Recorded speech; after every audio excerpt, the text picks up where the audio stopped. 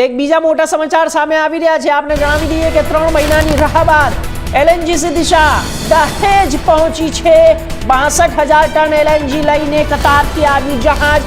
હોર્મુઝ તણાવ વચ્ચે સુરક્ષિત રીતે દહેજ બંદરે આગમન ભારતના ગેસ પુરવઠા માટે મહત્વપૂર્ણ ગણાય છે આગમન। આપણે જણાવી દઈએ કે સૌથી મોટા સમાચાર અમેરિકા અને ઈરાન વચ્ચેના યુદ્ધને જ્યારે શાંતિ જાળવવા માટે એક એમઓયુ હસ્તાક્ષર કરવામાં આવ્યો છે, તે માટે અત્યારે હાલ ભારતને પણ એનો આ લાભ મળી રહ્યો છે। 3 મહિનાની રાહ બાદ એલએનજીસી દિશા દહેજ પહોંચ્યું છે। 62,000 ટન એલએનજી લઈને કતારથી જહાજ આવી ગયું છે। સૌથી મોટા રાહતના સમાચાર છે।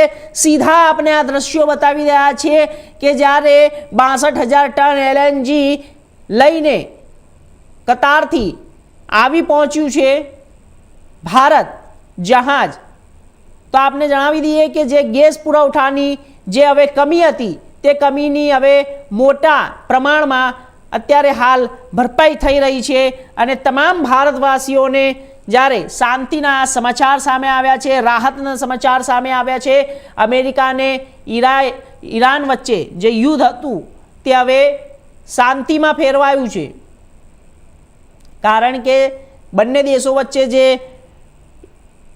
એમઓયુ સાઇન થયા છે તે તમામ એમઓયુ પર હસ્તાક્ષર કરવામાં આવ્યા હતા। જી સમિટની અંદર જ્યારે ડોનાલ્ડ ટ્રમ્પે હસ્તાક્ષર કર્યા હતા અને તેનાથી બંને દેશો વચ્ચે શાંતિ સ્થપાઈ હતી અને આ સાથે જ તમામ જે દેશોને એલએનજીની જે સમસ્યાનો સામનો કરવો પડી રહ્યો હતો, હવે તે સમસ્યાનો સામનો નહીં કરવો પડે।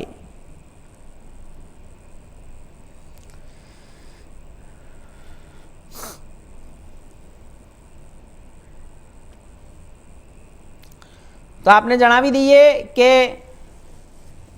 હોર્મુઝના તણાવ વચ્ચે સુરક્ષિત રીતે દહેજ બંદર જે છે ત્યાં આગમન થયું છે જહાજનું।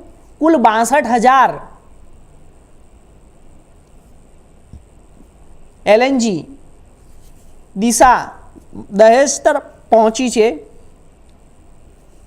62,000 ટન એલએનજી પહોંચ્યું છે।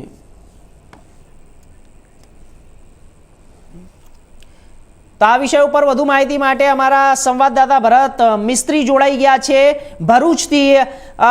જ્યારે ભરત, આપણે લોકો વાતો કરી રહ્યા હતા કે હવે જે સંકટ દેશ પર મંડરાઈ રહ્યું છે, હવે તેનો અંત આવી ગયો છે, જેની લોકો આતુરતાથી 3 મહિનાથી રાહ જોઈ રહ્યા હતા। જે હવે ગેસનો જે જથ્થો આવ્યો છે કતાર તરફથી, જહાજ જે આવ્યું છે, શું કહેવું છે આપનું અને શું પ્રતિક્રિયાઓ લોકોની સામે આવી રહી છે ભરત? ચોક્કસથી હું વાત કરીશ કે જે યુદ્ધની પરિસ્થિતિ હતી એ હવે મોટા ભાગે પૂર્ણ વિરામ થોડા આગળ વધી રહી છે અને જે હોર્મુઝ જે ખાડીમાં અત્યાર સુધી જે દેશોનું સંકટ હતું એનું પણ મોટા ભાગે હવે નિરાકરણ આવી ગયું એવું લાગે છે। અને જે ભારતના જે એલએનજી નું એક જહાજ હતા એ જહાજ પણ ગઈકાલે કતારથી નીકળ્યું હતું અને દહેજ બંદરે આવી ગયું હતું અને એને સંપૂર્ણ સુરક્ષિત રીતે દહેજમાં આવી જતા ટર્મિનલના સંગ્રહ કરી દેશના વિવિધ વિસ્તારોમાં પહોંચાડવામાં આવશે।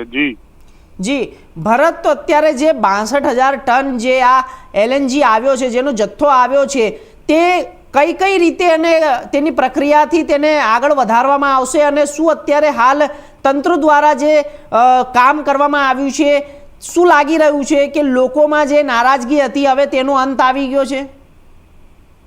હજુ એવું તો ના કહેવાય, પણ સુરક્ષિત રીતે એને અલગ અલગ રાજ્યોમાં ડિસ્પેચ કરી અને મોકલવામાં આવશે।